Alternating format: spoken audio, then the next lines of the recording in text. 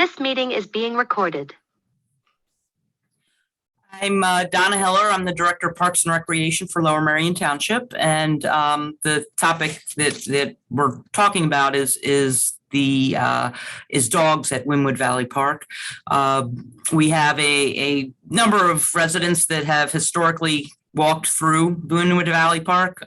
We have potentially some new residents or some residents that have been here for a while that may have new dogs that are utilizing the park, and in particular the playground area, which is where the conflicts are really arising, that dogs either on leash, off leash, or taking care of their natural business in the playground areas is causing user conflicts.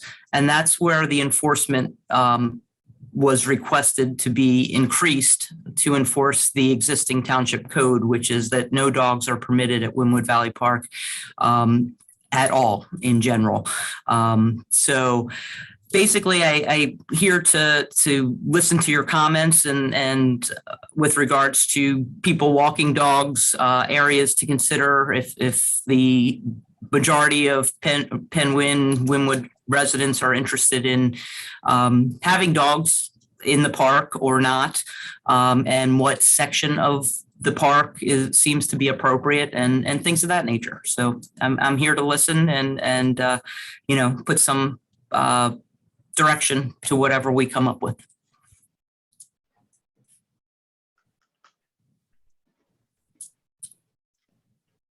Okay, let's open it up to comments, I guess.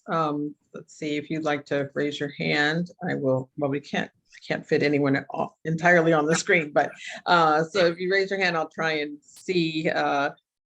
Okay, Patty. Oh, okay, thank you. Hi, everyone.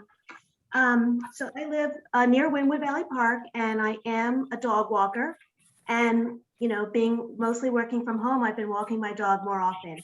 And I always pick up after my dog, and everyone else that I've seen walking a dog always picks up too. And honestly, I also pick up trash and other things that shouldn't be there. So dog walkers also have additional values of maybe we have bags in our hands and we're doing other good things too.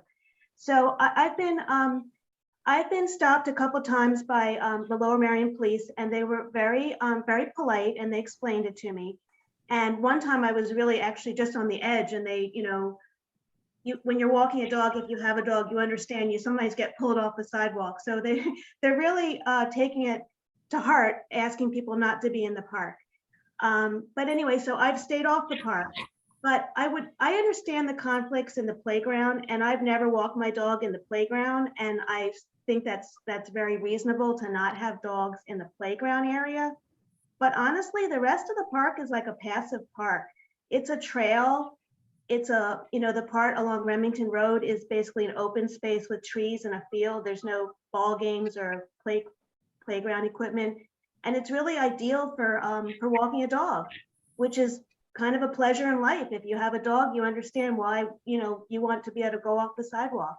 So I wonder if we could find a compromise where absolutely no dogs, where the wood chips are, where the playground is, that whole area where the new bandstand is. I understand you don't, kids are playing there, people are sitting there. You do not want dogs there.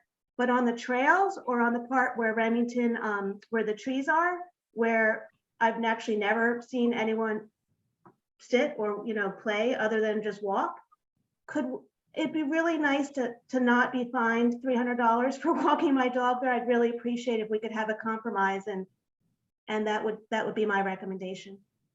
Thank you.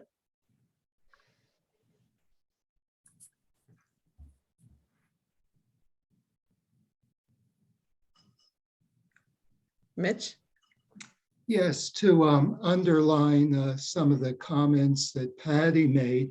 I've been living in Penwyn 42 years, and I did the arithmetic today, and I've had dogs 38 of those years.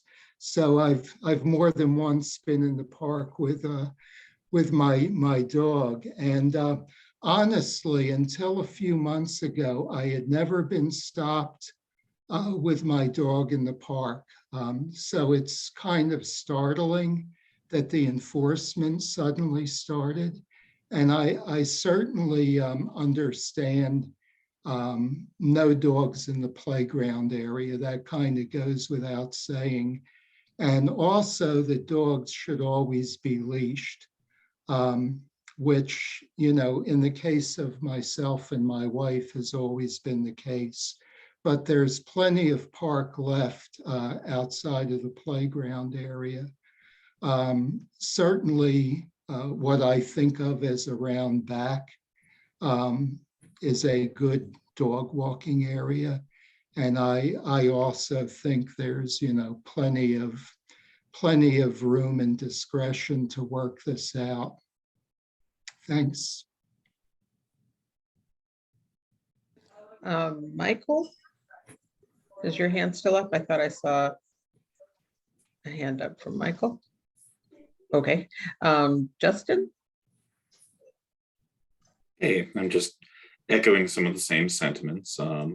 You know, we really like the use that I would personally get out of the park is to walk my dog there.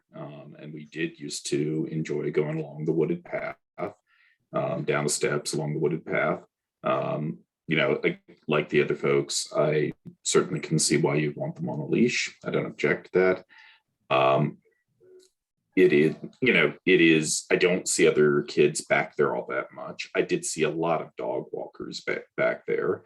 So I feel that by cracking down, you have actually shut a significant portion of the community out of their primary use of the park.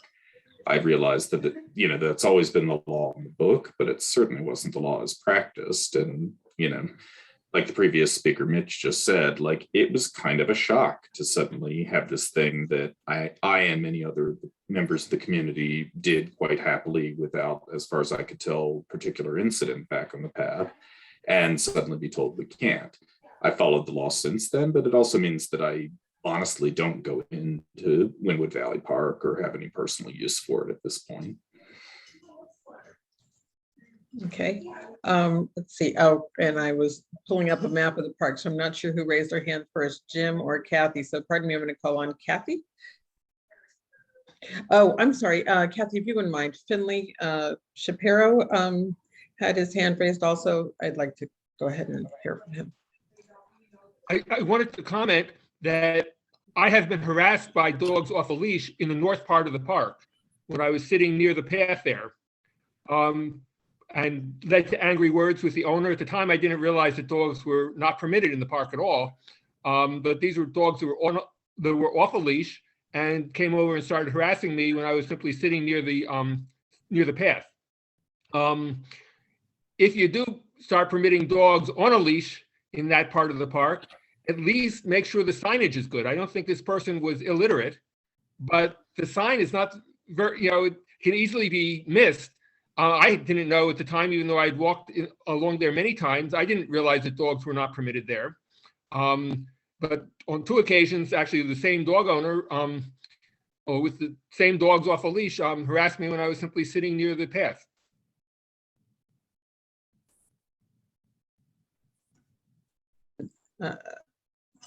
Kathy? Hi, thanks, Angela. I just want to say I am a dog owner, but I also am part of Friends of Wynwood Valley Park, and we are working to expand into different zones of the park. We've created a wooded grove area towards the Brookhaven side and working to open up more spaces. We're working at putting a seating area in there that would be open maybe to outdoor education for the Girl Scouts or classrooms. And, you know, we did a planting there in the fall, and almost immediately when we were done planting the trees, a resident had her dog pee on our newly planted trees, which is not good for newly planted trees. And so, and it is a small park. You know, we've had various discussions about, well, dogs are allowed at Penn Park, but that is a much larger park. And I do feel the dog walking area in that park is off the sort of main pathway. But Wynwood Valley is a small park. And I think we are trying to increase usage in the different areas. I also monitor the stream in that park for the Lower Merion Conservancy. And so there is a waterway in that park, and dogs urinating and doing their other things in the park. And if it's not cleaned up, will go into that waterway. So I try to see it as, both someone that does have a dog, but also someone that cares about sort of the micro environment in that park and how it connects to the larger community that we live in. So thank you. Thank you, Kathy. Jim, go ahead. First of all, Kathy, thank you. And if the Friends of Wynwood Valley Park would want to have a recommendation on the issue, I think that would be welcomed in the discussion. The question I have is, why the sudden enforcement? And this seems to have been a thread in some of the conversations that this was not something that had been enforced, I'll just say rigorously until recently. Is there any idea why it began in recent times? I think the sudden increase in just how many people have been at parks is this is not just a Wynwood Valley Park issue, it's a national issue, just across the board. Now that so many people are home, so many people are going to parks more, dog owners and not dog owners. And so there's just, as I said, there's always a minority of people who, take something that's been a quiet tradition and unfortunately, it becomes a problem. And just the sheer quantity of the dogs also. If, not everybody's cleaning up, it can affect the stream and that kind of thing that Kathy said. So just one answer of your question. Robin, and then everybody, thanks so much. I'm picking from each person's comment, and I really tend to agree across the board with a lot of things. I think signage needs to be improved. I appreciate what Kathy's saying about the environmental impact. I think one thing that wasn't mentioned that may be worth mentioning that I've experienced and a couple of my neighbors is that the restrictions can also be lending some of our neighbors to be deputizing themselves to harass or kind of call out some folks that are walking their dogs. I mean, it could be on the sidewalk. I've been witness to it. They've been walking on the sidewalk, and there are a couple of neighbors who can remain nameless, but have been really aggressively self-enforcing the no dog walking piece. So I figured if there's clearer rules around it, it may be just better for the community as a whole. It was concerning when I experienced this with a friend. So I just wanted to make sure you guys knew that also could be, spreading unless there are some clear rules around it and maybe designated areas, so everybody can kind of live side by side with what they need. But the self-deputization of the neighbors enforcing those rules are kind of aggressive and frightening. And I know cops have been called in the past to, because of that fear.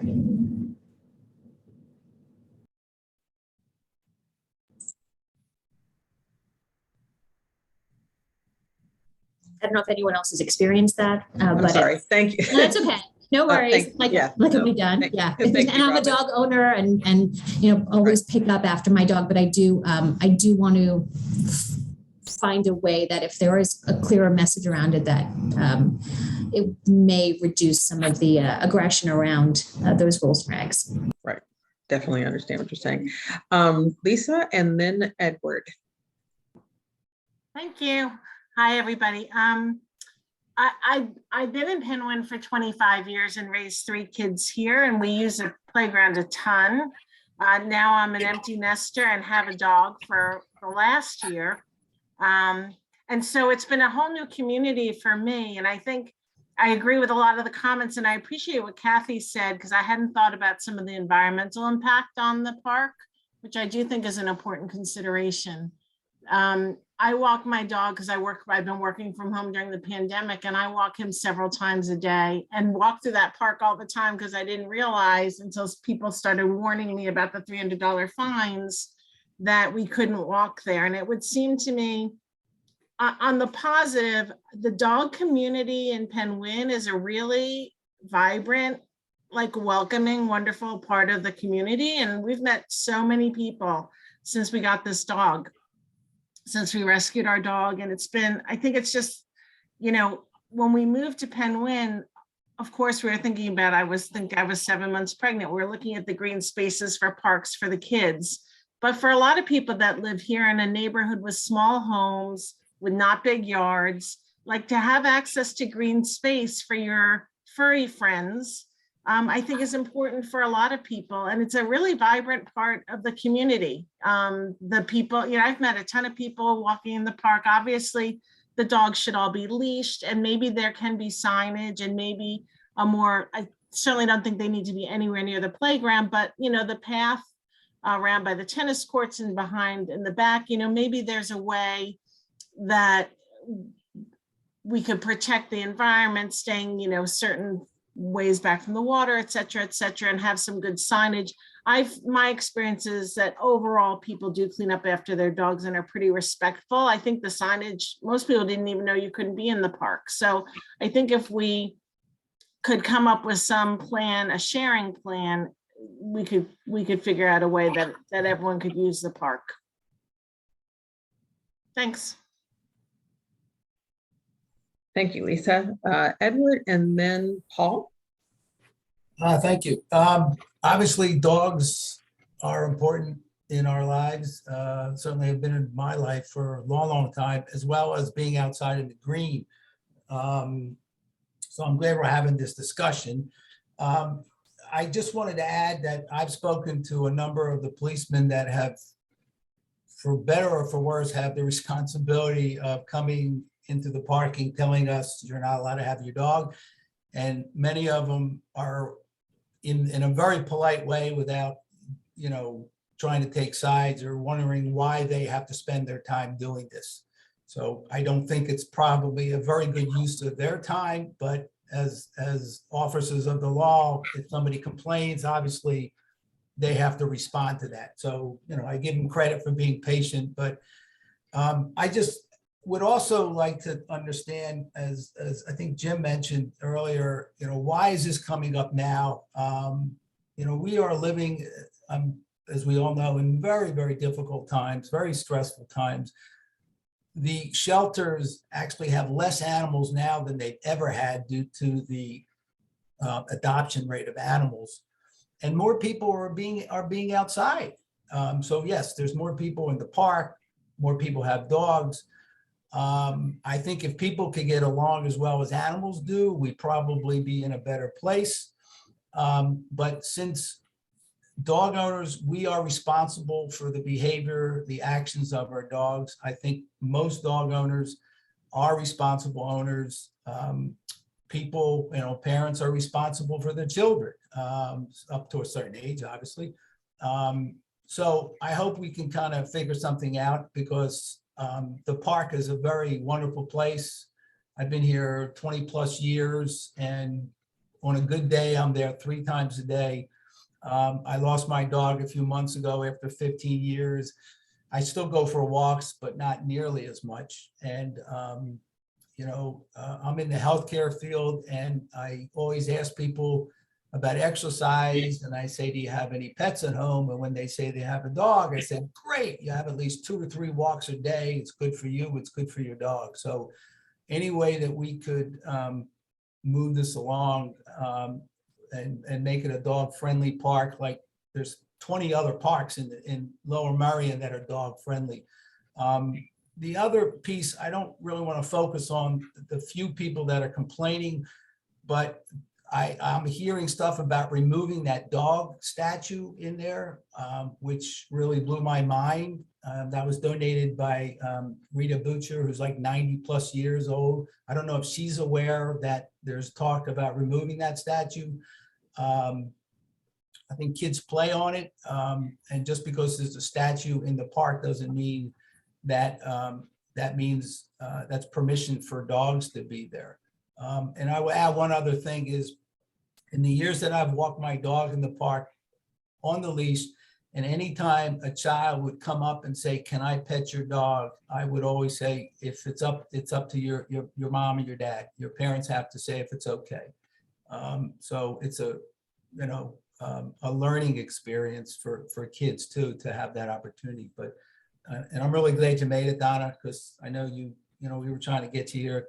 You know, you probably have a really busy schedule, but I think it's really important that we move forward with this. So thanks. Thank you, Edward. Paul, and then Sharon. Yeah, hi, everyone. I'm on the PWCA board, and I live directly across from the park. I don't have a dog, and I'm not necessarily opposed to people walking their dogs in the park. I see it out of my window every day. I have seen over time, though, people with dogs off leash. And I think, as Angela said, you know, unfortunately, a few bad apples, I think, are what have kind of ruined it for everyone else. And I've seen very contentious interactions between people who have dogs off leash with people confronting them about it. I guess a question more that I would have, maybe even for Donna, is, you know, are you seeing this type of issue at other parks in the township? Are there just more dogs here, or more people who like to complain? I'm just curious, like, how widespread the problem is, how it might be dealt with at other parts of Lower Merion. You know, once again, I don't feel strongly in either direction. I think everybody's making good points, but it is curious, as other people have said, why it's become such an issue recently.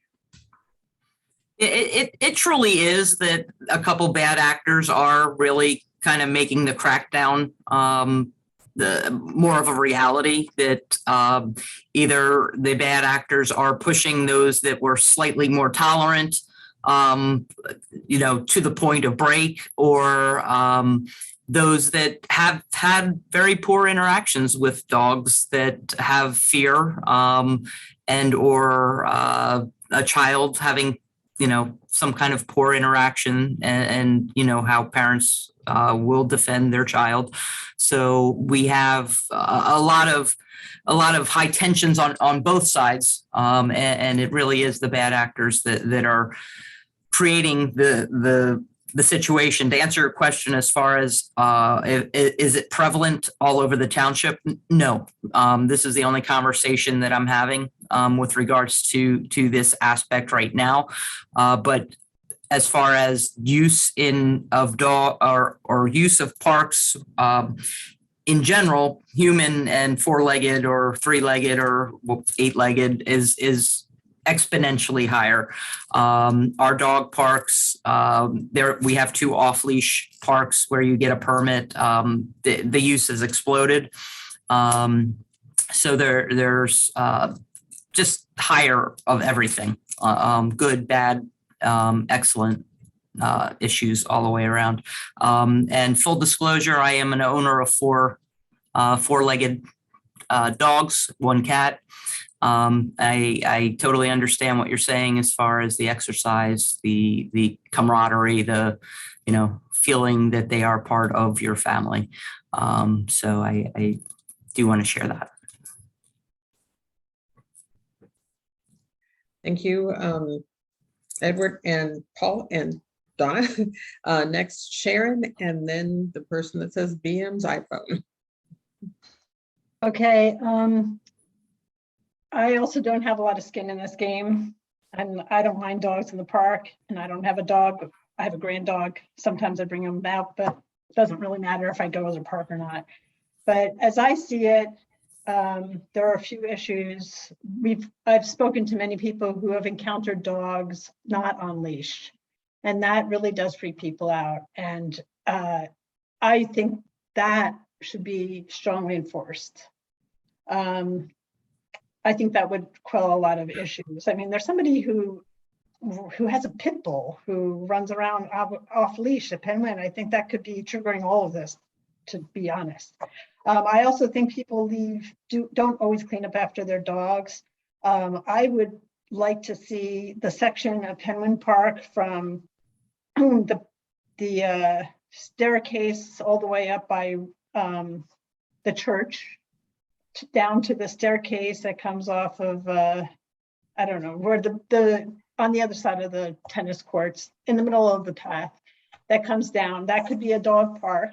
People could come in and out and never go to the playground area. And then we could have poop bags, just like we have at Penguin Park. So people will be more inclined to clean up after their dog because their bags are right there in case they forgot them. There's a garbage can right there. They could put it in the garbage can. I think, and then have really prominently posted signs saying no dogs off leash. I don't think we have to be inviting people from around the township to come to Penguin Park and post it online that there's a new dog park, but we could just have that available for people who live in the neighborhood to have, you know, a place that they can walk their dog legally. And then if their dog is somewhere different, it's easy to say, you know, you're allowed to have your dog there, keep your dog away from this part. I just think that seems logical to me. The one concern I have, and Kathy and Donna, I guess, could address this, is you can't clean up after dog pee, and we do have the new plantings. I'm not sure how much of an issue that is for the long run, or if it's just an issue with the new plantings, or if there's a way to protect them from that. And I don't know how much it affects the stream. It's just my ignorance on that. So I, you know, would defer to other people who know more about that, if that's something that's still an issue. That's it. Thank you, Sharon. And next person. Oh, Bill. Ben. Hey, thank you for coming to the meeting. And this, I walk my dog there most weekends, especially if it's nice weather. Now I didn't know it wasn't allowed though till recently. But I would say,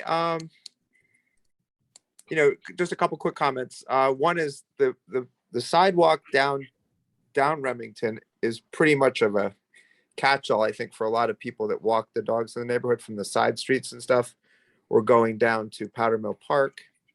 It would be, I don't know if that's legal or not currently, but it would be nice if that remained, you know, just the edge of the playground, not going into it, but the edge.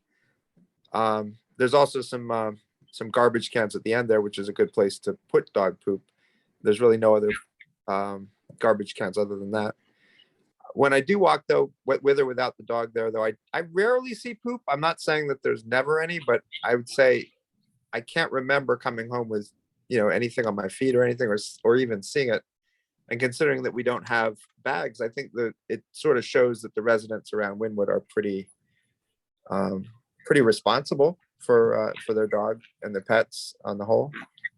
My only other thought would be that maybe to move the dog statue, if we come up with a place that's primarily for walking dogs, maybe that dog statue could be moved to that location.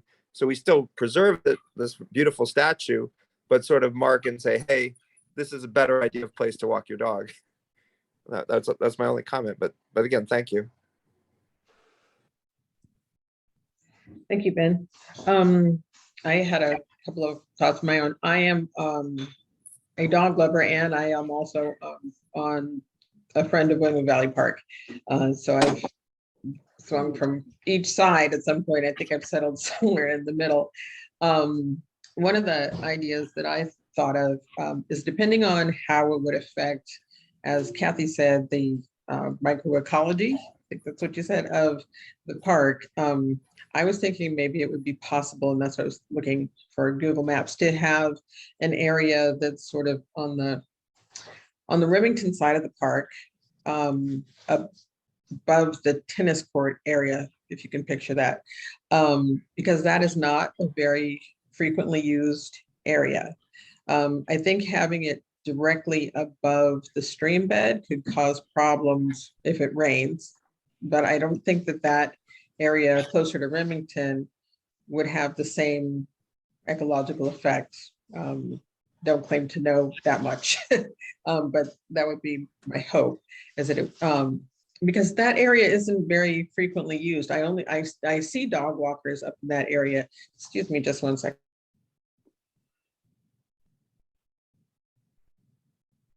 Sorry about the background noise. So I think that area is I've only ever seen people with their dogs up in that section. It's nowhere near the playground. It's not close to the stream. It isn't close to the trail, but It is still, a nice place to walk. My only concern really with the trail is that I have seen people walking their dogs on the trail without their dogs on leashes. I was actually there at the moment where someone who had a stroller, a baby in her arms, and 4 little dogs off leash strolled by the day we had just planted. And the little 4 dogs all happily came and peed all over everything we just planted, which, means bigger dogs were going to come later and go, oh, a dog peed here, let me pee on it too. So I think the trail is problematic because there are people who walk on it, of course, who are afraid of dogs. And, I'm sure all of you who are here who are concerned enough to come, are very respectful of what you read in people's faces when you see them. Perhaps you have your dog sit as the person walks by just in case they're afraid of dogs, but not everyone's like that. I was told of one woman who thinks that when her dog jumps at a person, the dog is being friendly. And that's obviously not okay. People do need to be able to, and the dog is on a leash, but she does not have control over this dog. It pulls her forward. So, and we have seen piles of poop.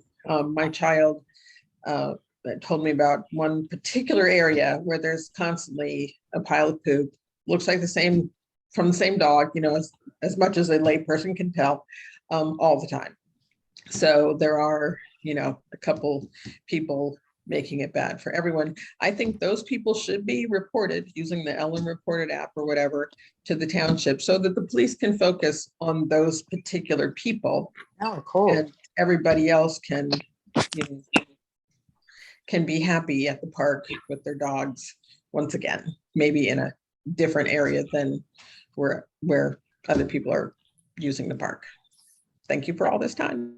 I don't think the LM Reported app is meant for reporting like crimes. It's meant to be reporting township issues like, something falling down or a tree limb that's dangerous or a traffic, like it's meant to be repair oriented, safety issues. I think for crime, like if you want the police to come, that's not where you're supposed to be going. That's the feedback I got. Yeah, it should be. Those are things that are not so time sensitive as trying to catch a poor actor in the midst of acting. I recognize that, but if everybody's reporting the same description of the same dog and dog owner. Yeah, and if you have a name, that's even better. Even if it's not the police following up, someone from my office could potentially follow up. So yes, but if it's if there's a instance where you need someone there now, definitely call 911. They triage. Believe me, there's plenty of instances of people calling for dogs at Penguin and not getting an immediate response. And then they email me that they didn't get an immediate response, which an email, how that is these days. So, time sensitive things. Robin. So stupid hire on Zoom for that. May I ask a clarifying question? Robin, could you mute yourself?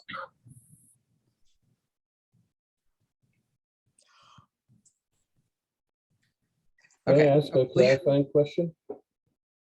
I'm sorry, was there someone else you raised? Oh, Dan, sorry, you had your hand up, right? Yes, I'm also a member, or part of the Friends of Wynwood Valley Park group as well. And one of my concerns is, we spent all this money, township spent all this money on the stream bank restoration. And, off-leash dogs and stream bank restorations aren't really a good mix. The dogs, have basically destroyed the stream bank on, I think West Mill Creek Park, where the dog park is. That's just, everything's been annihilated there as far as I can tell. And also Rolling Hill, the whole stream bank is just, torn apart. So, I mean, I would prefer to keep the dogs away from there, particularly, I do see them off leash. I did have one bad encounter where I was walking the dog off leash and the dog saw me and the guy's like, he's like, oh, is like he's panicked because he knows he does no control over the dog, and the dog comes running towards me. And, it wasn't a good situation. He got mad at me. I got mad at him. Words were exchanged. So, there's always, the number of people who have control over their dogs I've seen in my entire life. I have more fingers than there's an amazing woman with the Wissahickon. She walks 14 dogs at the same time. Someone comes up to them, she just clicks her hand and the dogs all move to the side of the trail instantly and people walk by. So, if more people were like that woman, it'd be great. We wouldn't have any of this problem. So, all right, thanks. Thank you, Dan. Patty? Yeah, thanks for letting me speak again. So this is really a great conversation and it's great to hear everyone's perspective. I just, thought of a couple more things I thought might be helpful to point out, which, I know there's more people using the park right now, but there's also some rather secluded parts of the park. I know when my children were younger, I didn't really want them down at that lower basketball court because it seemed kind of secluded.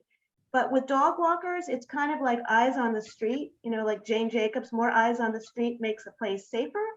And I think that people walking their dogs there are from the neighborhood. They're keeping an eye on what's going on there. And so on leash, a person walking their dog is actually adding to safety in the park, especially for parts that are not visible from the street. In terms of the environmental hazards, I agree that it would be strongly preferable that people didn't have their dogs pee close to the stream or on new plantings. But I think that beyond that, I think the road salts if people are really concerned about the water quality, then we need to do something about road salts. And I think that's a much bigger issue than dogs peeing on a tree that's, And I am monitoring the saline in the water. That's part of it, is to monitor the saline and try to get more data and work with Lower Merion Conservancy to do something about that. So that is on our radar too. Just wanted to let you know. And anyone who wants to get involved with Friends of Windward Valley Park and do new plantings as well as walk your dog there, I keep thinking, how can I use this to raise money? Maybe there's some sort of like fee for your dog walking and we raise money for Friends of Windward Valley Park. And Angela, you love that idea. So. Yeah, so right, there's still maybe some more good things can come out of this, but just my final last point is just that I know we've talked about some bad actors, and it does stink that there are some bad actors out there that don't keep their dogs on a leash or don't pick up. And honestly, I feel like there's always going to be bad actors. It's really hard to control them, whether other people are allowed to walk their dog or not. Those bad actors may still be bad actors, and it seems like maybe if there's more people out there being good actors, being good role models, looking out for each other and pointing out who's not doing something right, or if you see a person that's not picking up after their dog, you hand them your own bag. So I feel like it would be actually beneficial to not like punish, I don't know if that's the right word, but not to prevent all of the dog walkers because of a couple bad actors. Okay, thanks. Thank you, Patty. Natasha? Yeah, hi. I would just pretty much say Patty took the words out of my mouth, really. I really felt like we started talking a lot about like, well, this person's been off leash or this dog is pooping and not cleaning it up. And I feel like that's really detracting from like the overall point, which is, can't we make it possible for people to walk their dogs in a respectful way when they're on leash and be able to use the park? Because here in Penguin, we have very small lots. We have a lot of twins. We have a lot of like singles that are very close together. People don't have, I don't have a fenced backyard. I have no option for like, and I'm like, I just like, we have like a little piece of grass.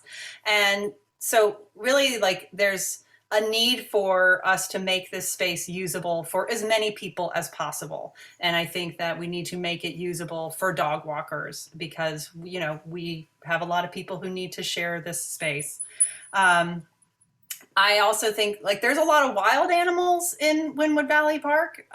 So, I don't know if like they could be contributing to the poop that people see or urine on plantings or whatever kind of problems those are causing. So anyway, I just kind of wanted to bring it back to like, nobody has said, let's have dogs off leash. Nobody has said, let's let our dogs poop everywhere. Like, please, can we just walk our dogs on leash? Thank you. So I just wanted to say two things. One reason I think actually to continue to allow dogs to come to the park, you know, as we've said, in an area that's definitely away from the playground. I think we 100% can agree on that, and that it should be on leash. Is that we certainly don't want an increase in the number of people who take their dogs to this elementary school yard. You know, dogs are not allowed there either. But we've seen plenty of people, everybody has seen, you know, people walk their dogs across that. So we definitely don't want to redirect anybody from coming to the park and have them, you know, walking their dog across the elementary school. So that's one thing that I think we should keep in mind. The other, I think only real concern I have is that even if we decided to have, let's say, a fenced off area north of the park that had poop bags available, I think it's important to not publicize it online, because there are so many people who are legally looking for a good place to walk their dog, to bring their dog. And it will, I do believe it would increase the number of people who come to the park who don't already come, and that might cause a whole different level of problems, especially environmentally. I would definitely suggest not creating a fenced area. It will absolutely naturally lead to off-leash use and attracting other users. I think setting bounds, similar to as Sharon and I believe yourself and some others have stated, as far as using physical boundaries such as the walkway, the central walkway that takes you from Brookhaven to why am I losing my mind right now? What is Remington? To create a physical boundary where, you know, clear signage, you know, our township code, which, you know, established no dogs in the park, has been established and then tweaked over multiple decades. I don't believe this, the use of or the allowance of dogs at Wynwood Valley has been looked at or has been a topic. So it just stayed on the books. And it does fit, that area does fit what in general we do permit dogs to utilize facilities. I do hear the environmental impacts, and yes, there will be some. Having concentrated foot traffic, whether it be four-legged or two-legged in any area, does cause some degradation to plant life, etc. But if there becomes a certain path or a loop that can be implemented, whatever we can see that people are utilizing, it may make sense to institute that. And then, you know, talking about what animals do leave behind, whether they be domesticated or not. Those impacts are there. They are real. It really depends on their diet, how acidic and et cetera, the things that are being left behind are, and what will occur to whatever, as well as what plant it's deciding to choose. But I think everyone on this call is a responsible dog owner, and utilizing the facilities as they are, you know, intended or not intended, and are being responsible. I think it is those bad actors that you're absolutely right, will continue to do the wrong thing. And that's where, you know, we really need the enforcement. I think from here is basically what we need is trying to get consensus from the group so that the commissioner and I can have a discussion as to what the next step would be as far as amending the township code. It would be a public process that would be part of a board conversation. And it does have to be advertised, but it doesn't have to be publicized, for lack of a better term. And then it would kind of be left to you guys as to, try to keep your comments on social media down. Like, just had a great walk through Wynwood Valley Park. It's legal again, those kind of things that would attract more users. So that's all I have to say. And if anybody has anything else, I'm happy to listen.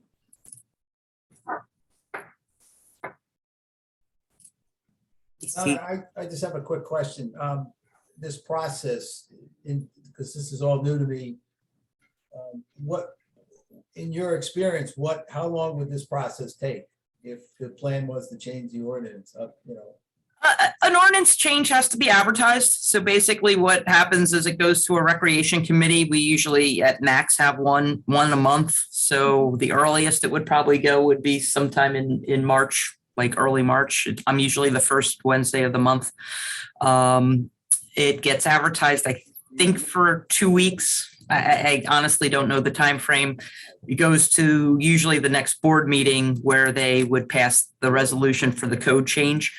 That's the actual legal sense of the thing. Honestly, I could call the police tomorrow morning and ask them to reduce enforcement, and they probably would. They would still respond to phone calls, but they wouldn't be doing spot checks. And that would really kind of, I would hope, lessen the load, but there are numerous neighbors of yours, I don't know if they're on this call or not, that will call the police for that use. And until that code is changed, it is enforceable.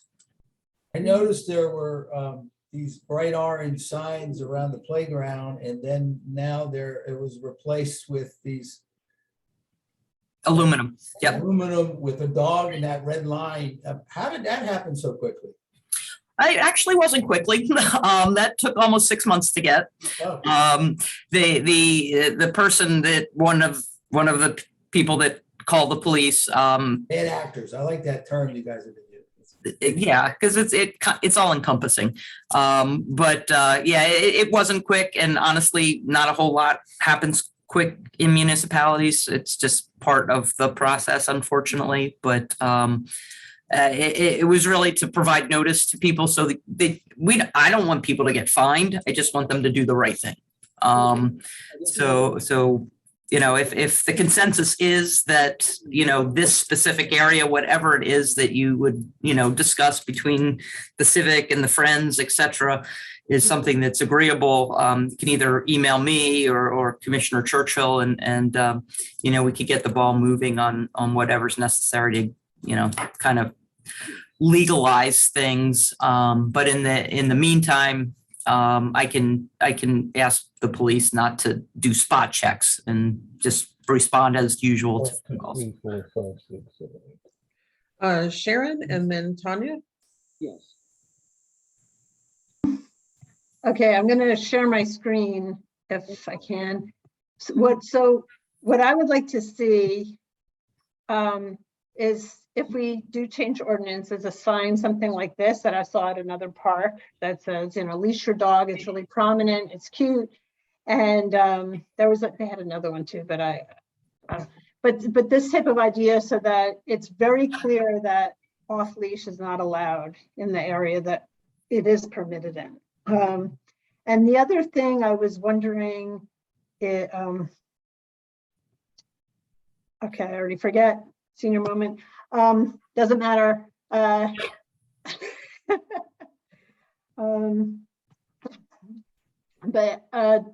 oh yes, it was a question for Donna. If we if we do change the ordinance and have dog walking permitted in a certain part of the park, are there arrangements we can make to protect the new plantings, like certain kinds of fencing that would go up for a while, or is there a solution for that issue? Yep. I mean, fencing works a little bit, but if it's a male dog, I think all bets are off. But it's just, it's tough, and it's tough to even delineate a space, like even by saying, the walkway through is the, don't cross line. We're still gonna have people going across. So yes, I don't think there is a cure-all to other than, like, as you said, fencing off or ornamental fence or something like that. But that takes away from, the natural environment of things. You're kind of making more of a formal garden versus what Wynwood Valley really is. Is there something that could be sprinkled that would, like, how you have for deer or whatever, that would just make dogs not like the area for a little while and eventually wash away? I would. Pee or something. I don't know. I wish. No, I mean, they sell anything, and honestly, it works for some dogs and not for others. I mean, that no chew stuff, my dog loved it. It was like, oh, I love that. Like, I'm like, that's not the point, but whatever. There goes $10.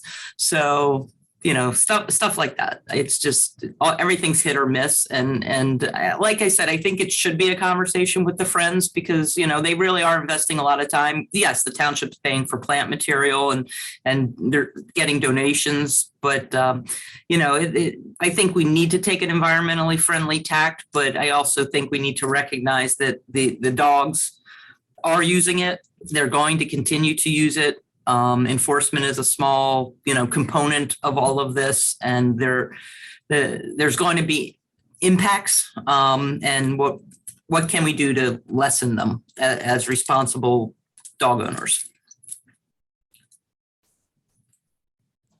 Thank you, Sharon. Tanya?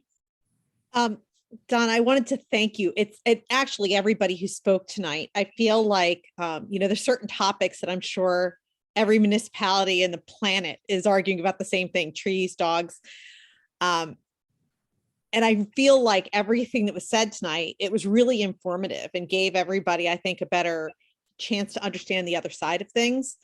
For example, I hadn't thought about the urine and how it must feel to somebody who spent the whole day planting to know that those plants aren't going to survive a month, and how discouraging that must be. On the other hand, I understand what it must be like to be told, this property that your tax dollars pay for, that you can't enjoy it. So where's the middle ground that makes everyone, as I always say, equally unhappy, right? And so when I hear about the let's lay off of enforcement, what I've heard tonight is a lot of the concern is about the bad actors and about the playground. I don't know if people are going to nod or disagree, but I don't think anybody would say that they want enforcement lifted off of the playground area. There should be no unleashed dogs around toddlers. And so maybe, and from what I've heard, there is a lot to be gained by trying to figure out how we can increase awareness about the plantings, about the playground, so that we can coexist. The signs aren't going to quite cut it. So I don't know if we know it's the 4 dogs unleashed, right? Somebody saw them. And I'm wondering if maybe it's when the non-dog owner approaches that person's on the defensive. But if the dog owners as a community kind of advocated for how dogs can be more welcomed into the park by saying, look, we're having a lot of static. Police are being called because you're keeping your dogs off leash. Can you just leash your dog? Maybe that would be a way kind of to build that community, since a lot of people spoke about the rapport that dog owners have between themselves. I just don't think we can leave it to just signs and police to build this community. It's too complex an issue. And sorry, I babbled too much. Thanks, Tanya. Certainly spent less time than me, and here I am again. And I think it was Edward who was mentioning the statute. The thought that I've heard about the statute at this point is that it should possibly move to the dog walking area that's in Pinwin Park already. If not, and if we do create a dog walking area in Wynwood Valley Park, that it should be relocated to wherever that is. because it's so close to the playground right now that it just doesn't, yeah, as you said, children play on it. It just seems to, not delineate enough between this is a dog area and this is a child area. So that's, I know how the discussion of moving it came about, and it would be moving it. It's not getting rid of it. It would still exist in Pinwin. It would just be in a different place. But thank you for letting us know who's responsible for getting it there, because I don't think many people knew how it came to be there. Oh, Justin, go ahead. Hey, so just to, kind of echo what Tanya was saying, as a member of the dog walking community, I'm very happy to kind of step up and embrace the responsibility that goes with that. I think like Patty said, like, yeah, I do not that uncommonly pick up other dogs' poop. I'm out there picking up dogs' poop with the bag anyway. It's actually much less of a stretch for me to pick up dog poop with the bag than someone else. So whether it's mine or another dog's, not a big deal. And I'm very happy to talk to another dog owner and kind of like Tanya said, just explain like, listen, we're trying to kind of get this to be a place where we can walk dogs, but we've got to, take into account the other users of the community. And when we didn't, then the police started getting called. So, please put them on leash. Please understand, like you're not doing your fellow dog walkers any favors. In fact, you're kind of hurting us, and I'll call the police myself if necessary. And then just as far as the dog statue goes, like actually as a dog walker, I really don't find it influencing my decisions at all. But like stretching back to when I did take my kids to that park a whole lot, which I did a few years ago, like the kids really love that statue. I would be very sad to see it. Like I've not really found it influencing my take on the park at all, but it really was a beloved part of the park and their childhood. And I just feel like, if we're trying to stick up for the kids using the playground, most of them that I know really like that statue and would be very sad to see it go.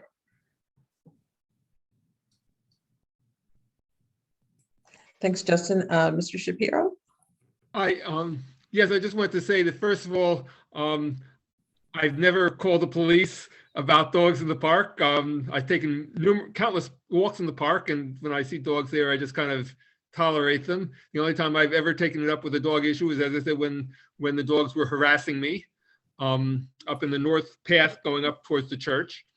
But I just wanted to add that it's hard to believe that I'm sure that making it legal for dogs to be in the park won't lead to more dogs there. It won't discourage some people who don't want to be around dogs from using the park, and it won't lead to more urine and more feces left in the park. Those are going to be the consequences of permitting dogs there. There are plenty of dogs already that use the park. And as I said, I just kind of don't pay attention to them. If they don't bother me. But there will be more.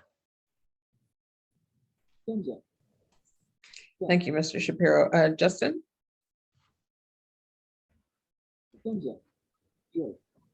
Hey, just in response to that, I'd just like to say, so I've lived in this neighborhood for 10 years. For the first 9 of them, it was a dog park.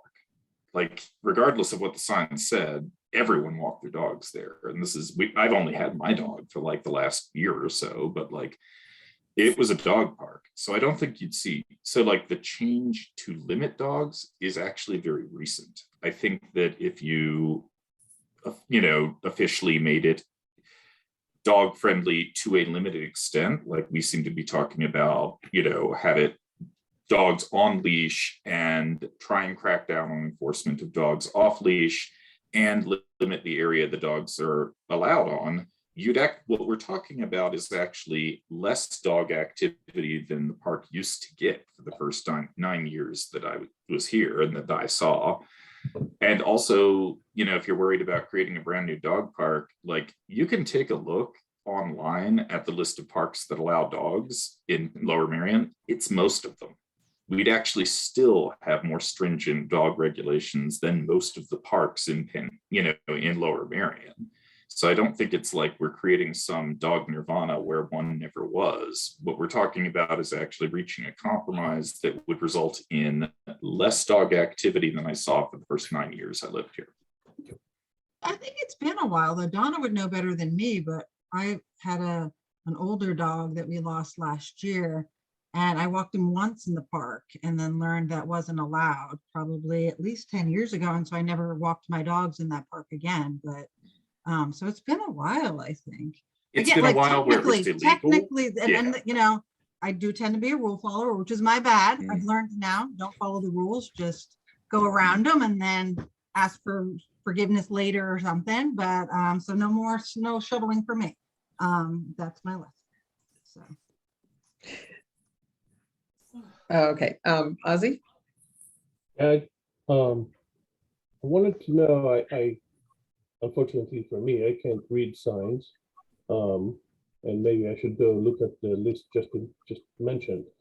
But what is the situation in other parks in Penguin with regards to walkability of dogs? And also the other question is, what are the guidance or rules for open spaces that are not designated as parks? We have at least 2 of them in Penguin. So the Penguin would encompass Penguin Park, which is on Manoa Road. Dogs are permitted in the wooded section, which is that abuts Lankenau Hospital. Pretty much the rule of thumb are that dogs are not permitted in active use spaces, which would include playgrounds and athletic fields, picnic groves, things of that nature. Places where people typically gather, dogs are usually not permitted. So in a number of like Penguin or General Wayne, there are bounds set similar to what we're discussing here. General Wayne, it's like I don't know if you're familiar with General Wayne and Marion, but there's a athletic field that's kind of in a more of a bowl, and then there's an upper trail, and then the majority of the acreage of that park is woodlands that goes downhill from that upper trail. From that upper trail downward is dog friendly. So the little smaller spaces, we have a little space between the end of Drayton where the pool of Indian Creek is, between that and Remington. There's some open space around the swampy area there. And then there's the area close to Penfield Station, where the Sundays the road is closed for people to walk. I forget the name of that road.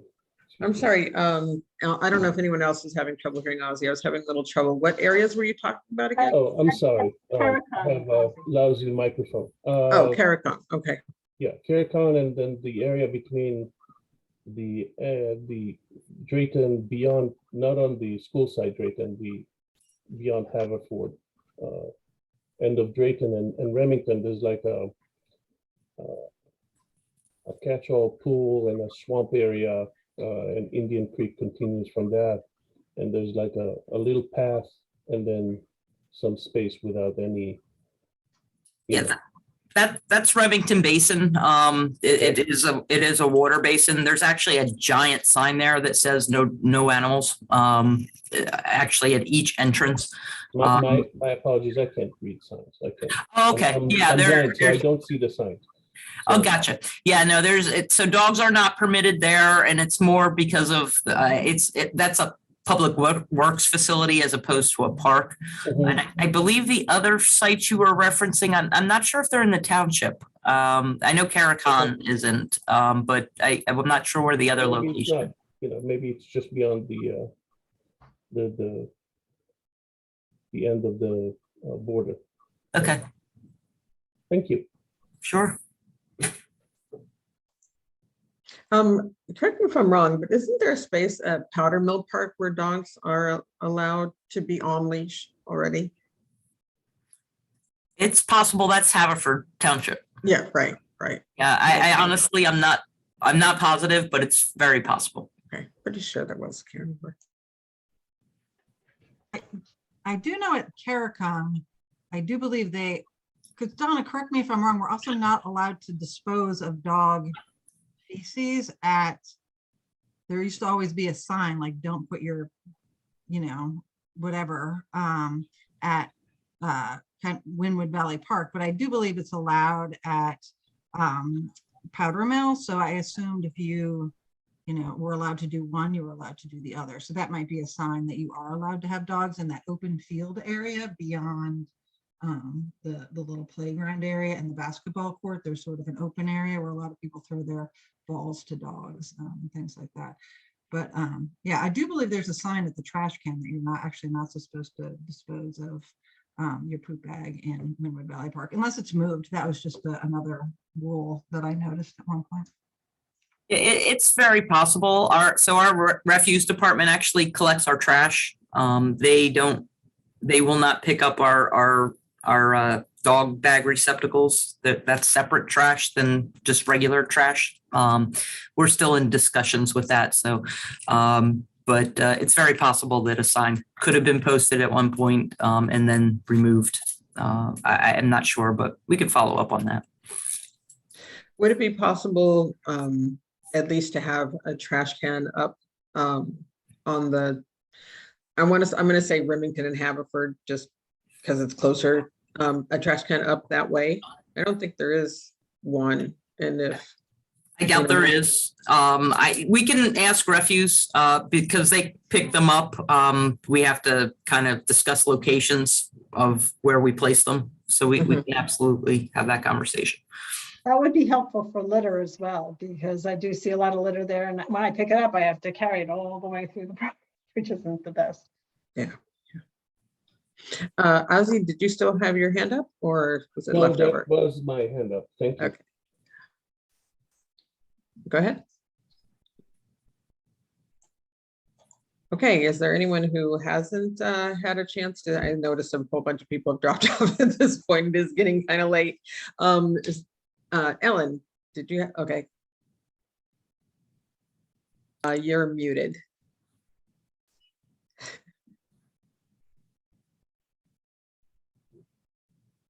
Can you hear me now?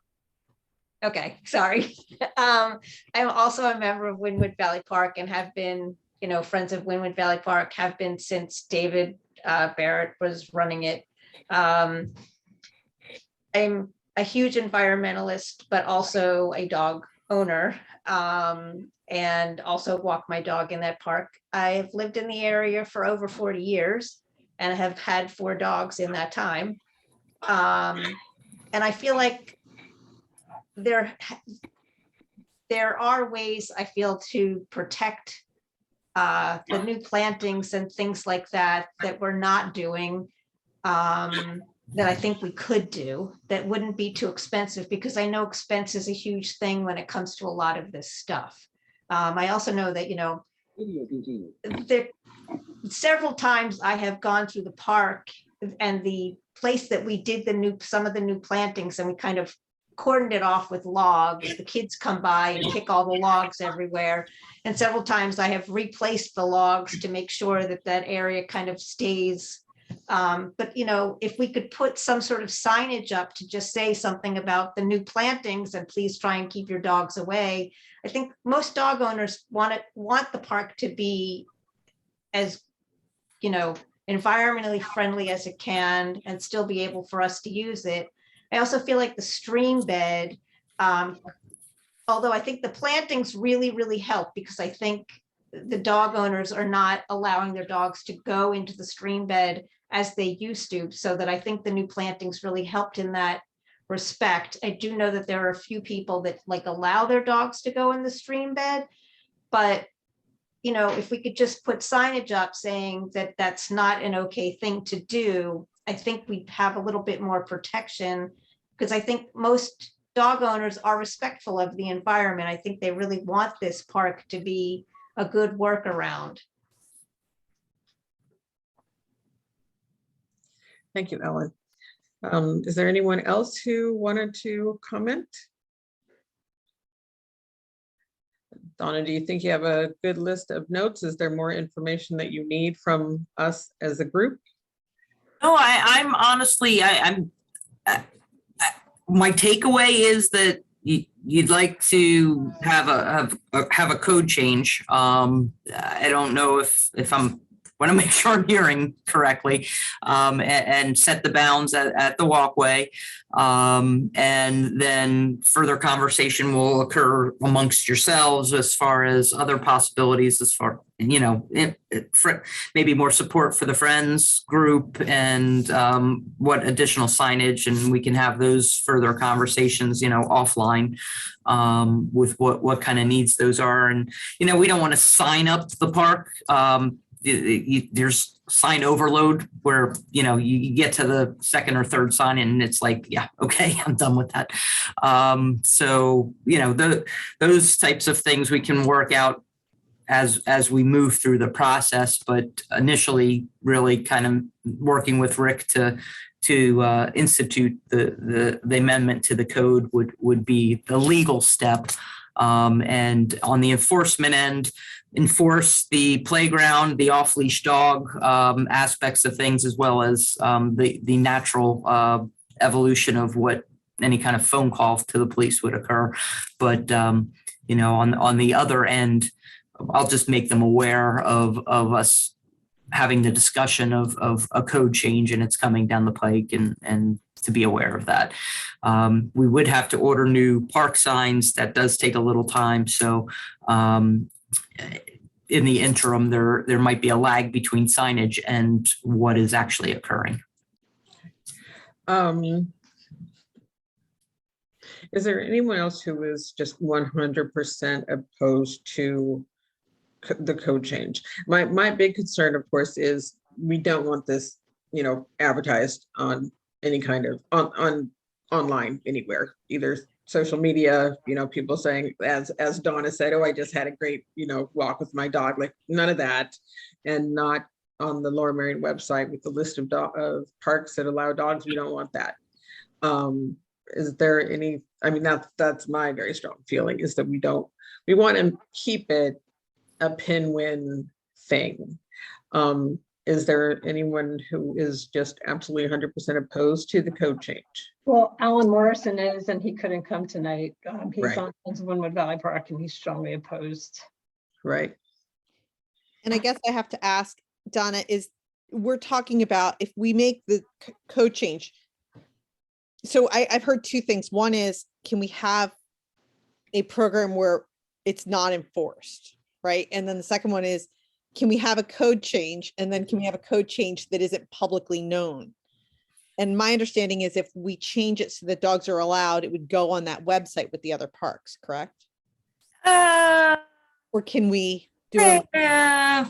We control the website a little bit, so yeah, Okay, that's all I'm checking. I Okay. might not feel like typing that in, right away or in a hurry, but so yeah.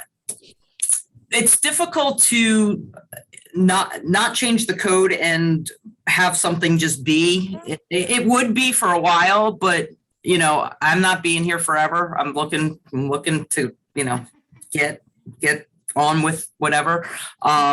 So like 15, 20 years from now, everyone's different and no one remembers, our handshake agreement, and someone's referring to the code. So, but I think there will be a public, process to change the code. It gets publicly advertised. It's not, it's not a huge deal, and it usually does not bring much attention at all. We actually just did one on Wednesday night, and I'm sure none of you know about it. So it doesn't, it's not a big deal, that process. And even our website, honestly, it doesn't get a ton of foot traffic. And I truly don't even think if we listed it, especially with bounds, that it would attract a whole lot of people outside of Penguin. But I can definitely hold off on any listing until I get some pushback to, make sure my lists are updated or that sort of thing. And it is alphabetical, so it would be way down towards the bottom.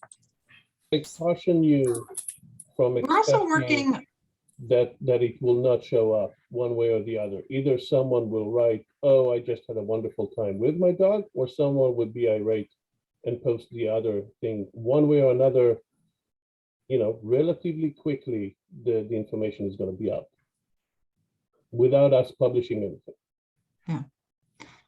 But I think we were a little concerned about people saying, where can I walk my dog in, and it becoming like is it Rolling Hill or Rolling Rock that is known as a dog park. It's known as like, take your dog there and your dog can be off leash. And at least in my understanding is in like the dog community, it's well known that you can take your dog there and it can go in the water and all kinds of stuff. I did want to say, and so I guess we have to try to balance it, right? Like maybe we don't want to go to that far and have people literally be at a dog destination, but we can't swear to never speak of it again, and be a cone of silence. That probably wouldn't work either, as you're saying. Wynwood Valley's not big enough for it to become a destination. Rolling Hill's over 100 acres. It's lovely. It is a I don't mean to offend by any means, but Rolling Hill's 100 acres. Even West Mill Creek is pushing like the low 20s. It's just a size thing and a parking thing. That I don't think people would, intentionally go there. But if you got someone visiting you or that sort of thing, yeah, absolutely. So the other thing is we are working on when you mentioned, picnic areas and that in high use areas, we are working on putting stump seating and wood bench seating and what I have named the tree grove area, where we planted said trees and we're planting pupation zones underneath the trees to protect them. And, with that, so that's in the northern part where the path just widened, the side of the stream just widens out a little bit, and it's That's not the area we're talking about, though. Really, they wouldn't be allowed to that side. They would only be allowed to that sidewalk. It's that sidewalk that goes down from Remington Road with the steps. That would be the southern point for the dog walking area, if I understand it correctly. Because if they go down further, there's no way to get out of the park without going through the playground. Yeah. But then if you go north, then you're very close to the stream. You're like that's like the tightest zone to the stream too. Sure. So it's just something we should look at in terms of where would be the best path. But we are looking at putting seating in that sort of what I call the tree grove area. And they have, I think the work on the stream has made it a little bit tighter there when you go up toward the head of the stream. Ellen, did you want to say something? I just wanted to point, I just kind of, as a dog walker now and having been in the park for many years, the main way that I think most people come into the park, and I just wanted to put this out there because I think, people, you're going to make an ordinance, but I want to make sure that it's going to be something that I feel like we're all going to be able to work with. And I think the main thing is the people walk behind the playground. We walk down the path by the garden, the sensory garden, and behind the playground. And you'll see there's a very clear dirt path there that all the dogs walk on. And we all walk down and make a loop basically, and then come back about the same way. And that's pretty much how it's been for years and years. And those are and I know all you guys are talking about. And those are all the things Donna is saying are technically usually not where dogs are allowed on, in Penguin Park. It's not in the playground. Are allowed, and we're talking about putting a seating area in the tree grove, which is further up that back way beyond the playground. So again, it's just things that we should continue to have conversations about, what are the high use areas, or what do we see as hopefully the high use areas, of the park. And we've talked about, just making different zones of the park more usable by putting things like benches and seating so that you can sit and reflect in those zones. So I agree. Again, I am a dog owner. I mean, right. And I agree. I think that's a great place. Ellen, I think, one of the, issues is actually the trail. Because everybody walks on the trail, dog owners and dog owners. Right. And I think a lot of the confrontation issues, aside from the issues at the playground, a lot of the confrontation problems have been on that trail. And some of the poop problem is along the trail on the stream side. So, you know, that's one of the reasons why, you know, that is part of the issue. I want to share my screen just really quickly to show like one thing that I was thinking of with regard to where the dog area might be. Now, of course, I don't remember how to share my screen. There we go. Okay. So I know Friends of Windward Valley Park did talk about this a bit. And one of the things that we talked about was possibly putting the dog area up here. Right now, the native plant meadow is up this way. It needs some maintenance. I don't know if we're up for discussion about that, but this area is so far away from where the children play and where the new seating area has been put in. I know the trail, as you said, comes up past the Sensory Garden and, well, this is the trail, and continues up. So that's the area that, you know, everybody walks, and some of the problems have occurred. My other idea was that we move the dog area more on this side, closer to Remington, because that area isn't really used. You know, there is plenty of open space to walk underneath the trees, but nobody really uses it as far as I've seen. Maybe other people can speak to that, but it you is know, a it's pretty narrow zone, and then it drops off like a cliff. If I'm where you're thinking, and I do walk up that area, and it is fairly steep, I think. I mean, we can walk it obviously and see what the zones are possible, but it feels like the further you get towards Haverford, the more like it's, you know, it starts flat and then it starts like going like that, and gets a pretty good grade to it, because that's where like the tire tracks are from, you know, whatever public work coming down. Yeah. Right, that would be, oh, hold on, I should share my screen again. Yeah, I know that one part that you're talking about is quite steep, which is, excuse me, let me, this part up here, definitely there's that entryway, the trucks come down and it is very steep in the meadows there. But the other idea though was this area right here, I don't think is much steeper than the trail is. And you know, that might be a possibility. Was that part of what you were talking about? You're thinking more like under the black walnuts. Yeah. Okay. Mr. Shapiro? Yeah, I think you're talking about the area above the tennis courts, which strikes me as very narrow before it becomes steep very quickly. I was going to ask, is it a reasonable compromise to allow dogs on the east-west walkway from Remington to, I'm not sure what the road is on the other side, but not on the north-south pathway?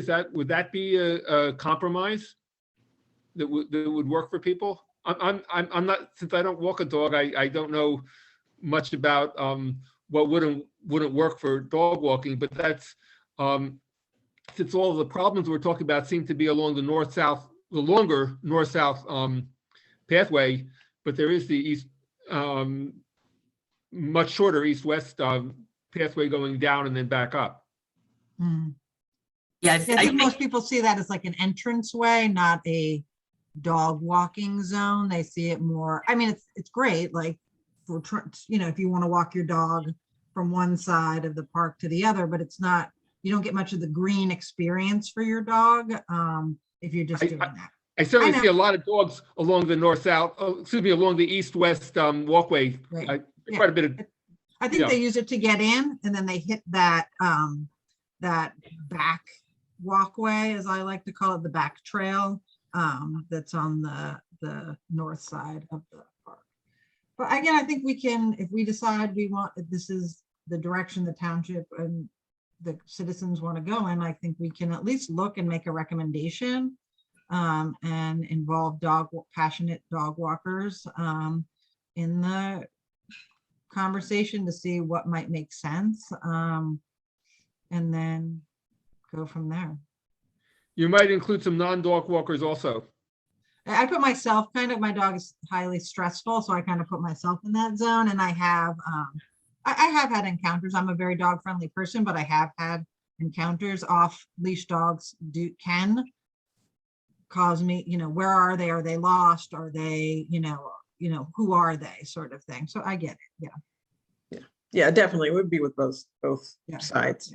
I feel like I probably represent the non-dog walker more than the dog walker. I'm the individual hiker. All right, well, we have been here a good long I time.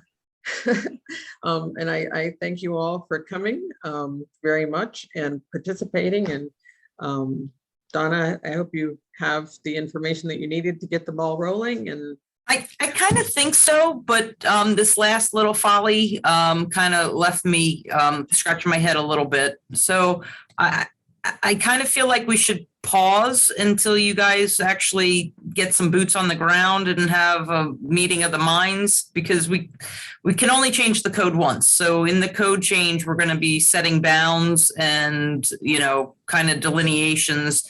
Not that we can't change it again, but we'll look silly. So I'd really like to get it right the first time. So if you guys could, figure out your meeting, we don't need to be present because we're open to what you guys want. We're not going to get 100% buy-in, but if you can get like as many people as possible on, one side versus the other, much greater than a 50-50 split, that would be ideal. And just let me know. And as soon as we get that, we can move on it. But in the meantime, I will, have the conversation with police so that hopefully, the people won't be as fearful of fineage, other than those major offenders of the playground area and the off leash parts. Hopefully that won't have to tick back up, because most people, at least through here and through your neighbors, are getting the message. So does that sound reasonable? yeah, that sounds good.